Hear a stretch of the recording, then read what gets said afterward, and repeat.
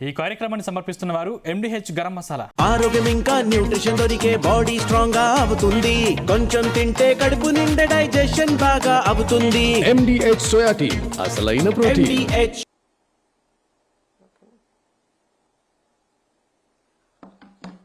జెండా పండుగ రోజు వీడియో కెమెరాల సాక్షిగా చంద్రబాబు నాయుడు మహిళల్ని అవమానించాడు. ముందుగా దానికి ఈ రాష్ట్ర మహిళలందరికీ చంద్రబాబు నాయుడు క్షమాపణ చెప్పాలి. ఆయన ఇచ్చిన సూపర్ 6, సూపర్ 7 హామీలు అమలు చేయమని మహిళలు ఎక్కడ అడుగుతారో అని ముందుగానే ఎదురు దాడి చేసి ఏ విధంగా మహిళల్ని అవమానించారో నిన్న అందరూ కూడా గమనించారు. పల్లె వెలుగు బస్సులో స్టార్ట్ చేసి 1 ఇయర్ అయిందని జెండా పండుగ రోజు జెండాను ఎగరవేసి ఆ పల్లె వెలుగు బస్సులో మహిళల్ని ఎక్కించుకొని కట్ట దగ్గర ఉన్న తన ఇంటికి తీసుకువెళ్లి భోజనాలు పెడతానన్న పేరుతో ఏ విధంగా అవమానించి వాళ్ళ ఆత్మస్థైర్యాన్ని దెబ్బతీశాడో టీవీల సాక్షిగా ఈ రాష్ట్రంలో ఉన్న మహిళలందరూ కూడా గమనించారు. మహిళల్ని ఎవరు ఏమిచ్చినా వెంపర్లాడే వాళ్ళలాగా, డబ్బుకు ఆశపడే వాళ్ళలాగా, అసలు ఎంత నీచంగా చంద్రబాబు నాయుడు చిత్రీకరించాడో చూస్తుంటే చాలా రక్తం మరిగిపోతుంది. ఈరోజు చంద్రబాబు లాంటి డర్టీ పాలిటిషియన్ ఈ దేశంలోనే ఇంకొకరు లేరు అని కేసీఆర్ గారు చెప్పినప్పుడు కొంతమందికి అర్థం కాలేదు. కానీ ఈరోజు పూర్తిగా అర్థమైంది. చంద్రబాబు నాయుడు లాంటి dirty politician one and only Chandrababu నాయుడే. ఆయనకి ఎవరు పోటీ రాలేరు, ఎవరు సాటి కూడా రారు డర్టీ పాలిటిక్స్ చేయటంలో. ఆయన చెప్పిన వ్యాఖ్యలు ఏంటి తెలుసా? అమ్మా, మీరు 2000 ఓటుకు తీసుకుంటే ఆ తీసుకున్నోడు 2 లక్షలు సంపాదించాలనుకుంటాడు, మీకు ఎలా మంచి చేయగలుగుతాడు అని చెప్పి సిగ్గు లేకుండా కళ్ళు అరపకుండా ఆయన చెప్పే నీతులు చూస్తే అసలు ఎవరికైనా కూడా కోపంతో రగిలిపోతారు. ఎందుకంటే ఒసామా బిన్ లాడెన్ ప్రపంచానికి శాంతి పాఠాలు చెప్తే ఎలా అందరూ నవ్వుకుంటారో చంద్రబాబు నాయుడు నీతులు చెప్తే అలాగే. అసలు ఓటుకి నోటు అనే పరిచయం చేసిన వ్యక్తి చంద్రబాబు నాయుడు. ఎన్టీఆర్ గెలిపించుకున్న ఎమ్మెల్యేల్ని లాక్కొని ఎన్టీఆర్కి వెన్నుపోటు పొడవటానికి అదే డబ్బును వాడాడు. వైస్రాయ్ హోటల్లో ఎమ్మెల్యేల్ని దాచిపెట్టి వాళ్ళకి బ్రీఫ్ కేసులతో డబ్బులు ఇచ్చి ఎన్టీఆర్ మీద ఎలా చెప్పులే ఇచ్చాడో ఇప్పటికి కూడా ఈ తెలుగు ప్రజలు మర్చిపోలేరు. అలాగే మీరు చూస్తే కేసీఆర్ గవర్నమెంట్ ని కూల్చడం కోసం ఏ విధంగా ఓటుకి నోట్ల కట్టలు రేవంత్ రెడ్డితో పంపించి ఆడియో వీడియోలతో సహా దొరికిపోయారో చంద్రబాబు నాయుడు చేసిన ఘనకార్యం అందరూ కూడా కళ్ళారా చూశారు. సో ఈ రాష్ట్రంలో డబ్బుతో వ్యవస్థల్ని మేనేజ్ చేయటం, సొంత తండ్రి లాంటి మామను వెన్నుపోటు పొడటానికి అదే డబ్బులు వాడటం, ప్రజల్ని మోసం చేసి తాను అధికారంలో రావడానికి అదే డబ్బులు వాడటం, అలాగే తాను చెప్పిన హామీలు నెరవేర్చినట్లు చూపించడానికి పచ్చ ఛానళ్లకి అదే డబ్బులు ఇచ్చి మేనేజ్ చేసుకోవటం, ఇవన్నీ కూడా ఆయన చేస్తూ ఓటుకు నోటు అని నీతులు చెప్తున్నాడు చూడు మహిళలకి.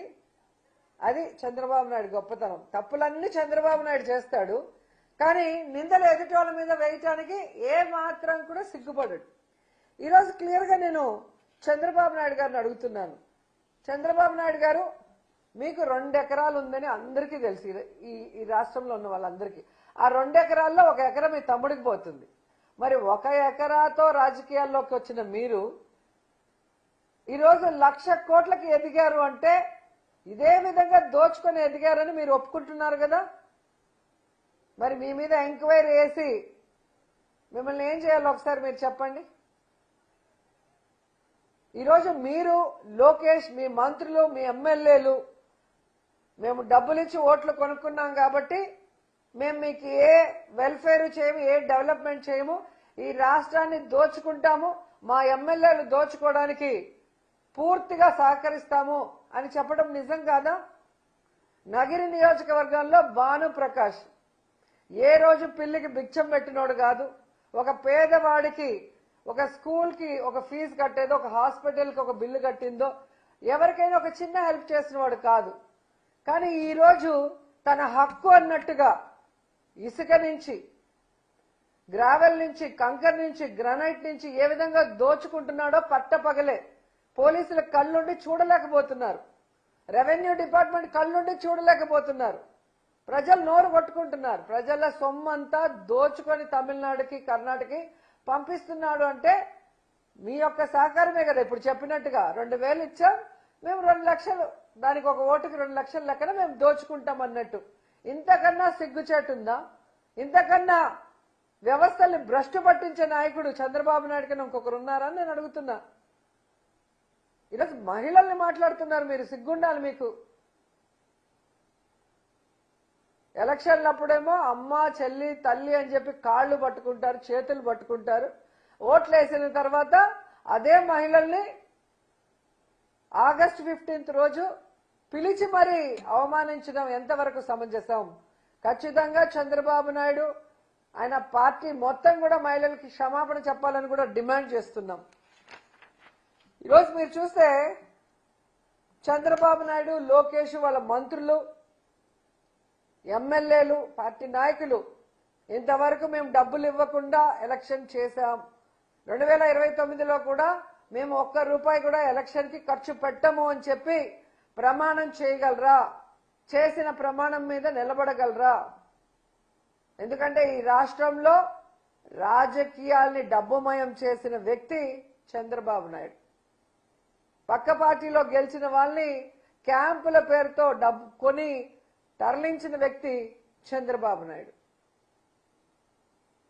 ఎవరినైనా కూడా వెన్నుపోటు పొడవటానికి, వాళ్ళని పార్టీ నిర్వీర్యం చేయడానికి ఉపయోగించేది డబ్బే చంద్రబాబు నాయుడు. టీఆర్పీని ఎలా తొక్కేసాడో మనం కళ్ళారా చూసాం. ఈరోజు జనసేన పార్టీని ప్యాకేజీలతో ఎలా తొక్కేస్తున్నాడో కూడా మనం కళ్ళారా చూస్తున్నాం.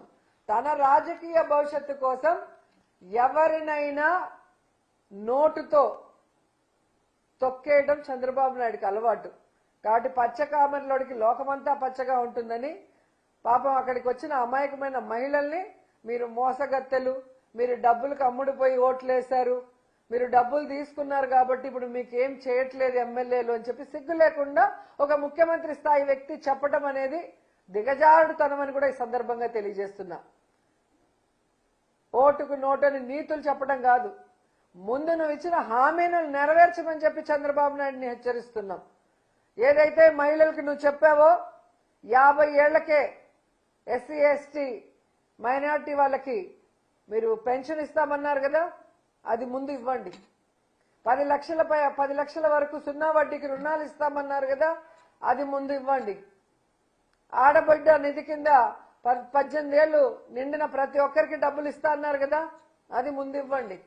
నిరుద్యోగ మహిళలకి నిరుద్యోగ భృతి ఒక్కొక్కరికి 3,000 ఇస్తా అన్నారు కదా, అది ముందు ఇవ్వండి. ఆడవాళ్ళ మాన ప్రాణాలని కాపాడటం కోసం తీసుకొచ్చిన దిశా చట్టాన్ని రద్దు చేశారు కదా, దాన్ని పునరుద్ధరించండి. అది వదిలేసి మహిళలకు చేయాల్సినవన్నీ కూడా పక్కన పెట్టేసి ఈరోజు 1 సెంటు భూమి ఒక మహిళకి ఇవ్వలేదు. ఇంకా బెల్ట్ షాపులు వీధి వీధిన ఊరూరా పెట్టి ఈరోజు విద్యార్థులు, మైనర్ బాలికలు, మహిళల మీద రేపులు, దాడులు చేసే పరిస్థితిని మీరు క్రియేట్ చేస్తున్నారు సిగ్గు లేకుండా. ప్రభుత్వంలో తక్కువ టైంలో ఎక్కడో ఊరికి దూరంగా ఉన్న షాపుల్ని మళ్లీ ప్రైవేట్ వాళ్ళ పరం చేసి ఇప్పటి ముబ్బడిగా ఎక్కడ పడితే అక్కడ బెల్ట్ షాపులు పెట్టి ఈరోజు చిన్న 5 ఏళ్ల 6 ఏళ్ల పిల్లల్ని కూడా రేప్ చేసి ముక్కలు చేసేసి పూర్తి చేస్తున్నారు అంటే దానికి కారణం ఈ మద్యం కాదా? మీరు దగ్గరుండి పండిస్తున్న గంజాయి కాదా అని అడుగుతున్నా. కుప్పంలో అలాగే హోమ్ మినిస్టర్ ఉన్న ప్రాంతంలో గంజాయి ఎలా పెంచుతున్నారు, ఎలా తరలిస్తున్నారు కళ్ళారా చూస్తున్నాం కదా. మరి ఒక ముఖ్యమంత్రిగా ఉండి మీరు, హోంమంత్రిగా ఉండి ఆమె ఏం చేస్తున్నారు? ఎంతసేపు పక్కనోడికి నీతులు చెప్పడం, లేదా జగన్ గారిని కానీ వైఎస్ఆర్ కాంగ్రెస్ పార్టీ నాయకుల్ని బూతులు తిట్టడం తప్ప కూటమి ప్రభుత్వానికి వేరొకటి చేతనవునా అని మేము అడుగుతున్నాం.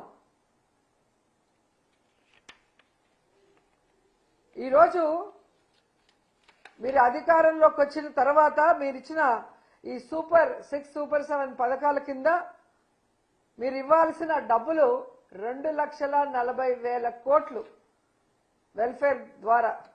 కానీ మీరు ఇచ్చిందంతా 31,000 కోట్లు అంటే 13% మాత్రమే అలా విధులిచ్చేశారు. కానీ మీరు మాత్రం ఏ విధంగా ఇసుకలో, మట్టిలో, గ్రావెల్లో, మద్యంలో అమరావతి పేరు చెప్పి రాజధాని పేరు మీద అమరావతిని, అలాగే పోలవరం, అలాగే విద్యుత్ ప్రాజెక్టులు, కాంట్రాక్టులు, ఇలా అన్నిట్లో కూడా దాచుకోవడం.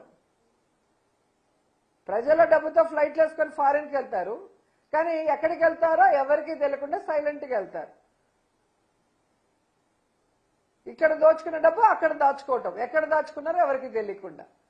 సో దోచుకోవడానికి, దాచుకోవడానికే ఈవీఎంలను మేనేజ్ చేసుకుని ఈరోజు ఈవీఎం సీఎంగా వచ్చి మహిళలకు మీరు నీతులు చెప్తారా? ఈరోజు మహిళలు ఇంటికి మహారాణులు.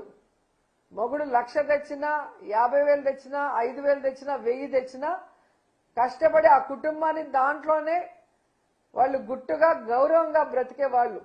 తమ పిల్లలకు చదువు గాని, తమ అత్తమామలకి సేవ గాని, తమ భర్తకి అండగా నిలబడి పనిచేసేవాళ్ళు మహిళలు. మహిళల్ని చేతులెత్తి నమస్కరించాల్సింది పోయి డబ్బు కోసం దేనికైనా వెంపర్లాడే వాళ్ళలాగా నువ్వు చిత్రీకరించావు. చూడు, మహిళల చేతిలో చావు దెబ్బ తింటారు తెలుగుదేశం పార్టీ వాళ్ళు. గతంలో కూడా ఇలాగే మాట్లాడారు. కోడెల శివప్రసాద్ గుర్తుందో లేదో మీకు? కారు గ్యారేజ్లో ఉండాలి, ఆడది వంటింట్లో ఉండాలి అని. ఏమయ్యాడు? కాబట్టి ఆడవాళ్ళు దేవుళ్లతో సమానం. వాళ్ళు నిస్వార్థంగా కుటుంబం కోసం పనిచేసేవాళ్ళు. అలాంటి మహిళల్ని అవమానించిన చంద్రబాబు నాయుడు ఇప్పటికైనా బుద్ధి తెచ్చుకొని మహిళలకి క్షమాపణ చెప్పండి. భవిష్యత్తులో డబ్బు మదంతో రాజకీయాల్ని భ్రష్టు పట్టించకుండా, మేము రాజకీయాల్లో డబ్బుని వాడము, డబ్బుతో ఎమ్మెల్యేలని కొనము, నీతిగా నిజాయితీగా మేము చేసిన వెల్ఫేర్ గురించి చెప్పే ఎన్నికలకు వెళ్తామని చెప్పి ప్రమాణం చేయండి. దానికి కట్టుబడి ఉండండి. ముందు మీరు నేర్చుకోండి, తర్వాత వేరే వాళ్ళకి నేర్పించవచ్చు. వింటున్నారు కదా అంటే సామెత ఉంది చిత్తూరు సైడు, వినేవాడు ఎర్రోడైతే చెప్పేవాడు చంద్రబాబు నాయుడు అంట. చేసే ఎదవ పనులన్నీ చంద్రబాబు నాయుడు, లోకేష్ చేస్తారు, కానీ పక్క వాళ్ళకి నీతులు చెప్తా ఉంటారు. ఫస్ట్ మీరు ఏదైతే హామీలు ఇచ్చారో ఆ హామీల్ని 100% నెరవేర్చండి. మీకన్నా వయసులో చిన్నవాడు జగన్మోహన్ రెడ్డి గారు. తను ఏమి హామీలు ఇచ్చారో 98% పూర్తిగా చేశాడు. కోవిడ్ వచ్చినా ఏమొచ్చినా కూడా కుంటి సాకులు చెప్పలేదు. ఆ రోజేమో జగన్మోహన్ రెడ్డి గారు ఇచ్చే ప్రతి ఒక్కటి ఇస్తాను, అంతకు మించి ఇస్తాను అని చెప్పిన నువ్వు ఈరోజు ఇవ్వాలనుంది, కానీ బాధగా ఉంది, డబ్బులు లేవు. నువ్వు దిగిపోయే రోజు 100 కోట్లు కూడా లేవు జగన్మోహన్ రెడ్డి ముఖ్యమంత్రి అయిన రోజు. కానీ ఏ రోజు నెగటివ్ కామెంట్ జగన్ గారు చేయలా. సంపద సృష్టించాడు, తను ఇచ్చిన హామీలను నెరవేర్చడమే కాకుండా ఈ రాష్ట్రంలో అనేక అభివృద్ధి కార్యక్రమాలు చేశారు. కానీ మీరు దిగేటప్పటికి 1,000 కోట్లు పెట్టారు. కానీ మీరు సిగ్గు లేకుండా బీదేడుపులు ఏడుస్తూ సంపద సృష్టిస్తానని అప్పులు సృష్టిస్తూ, ఆ అప్పుల్ని కూడా ప్రజల వెల్ఫేర్ గాని డెవలప్మెంట్ కి వాడకుండా కేవలం మీరు దోచుకోవడానికి మీ కాంట్రాక్ట్లకు పనులు చేయకుండానే పంచి పెడుతున్న విషయం కూడా ఈ రాష్ట్ర ప్రజలందరూ కూడా చూస్తున్నారు. ఖచ్చితంగా రాబోయే లోకల్ బాడీ ఎలక్షన్స్ లో ఈ రాష్ట్రాన్ని దోచుకున్న విధంగాని, ప్రజల్ని మోసం చేసిన విధంగాని, ముఖ్యంగా మహిళల్ని అవమానించిన విధం, వాళ్ళకి ఇచ్చిన ఏ వెల్ఫేర్ నెరవేర్చకపోవడం అనేది వాళ్ళందరూ గుర్తుపెట్టుకొని కూటమి ప్రభుత్వానికి చావు దెబ్బ ఇస్తారని కూడా ఈ సందర్భంగా హెచ్చరిస్తున్నారు. ఈ కార్యక్రమాన్ని సమర్పించిన వారు MDH గరం మసాలా, MDH దమ్ ఆలు, దాల్ తడకా మరియు మష్రూమ్ మసాలా. MDH తో భోజనం ఎల్లప్పుడూ రుచికరం. MDH సదా మీకు కొత్త రుచినివ్వడానికి తయారుగా ఉంటుంది.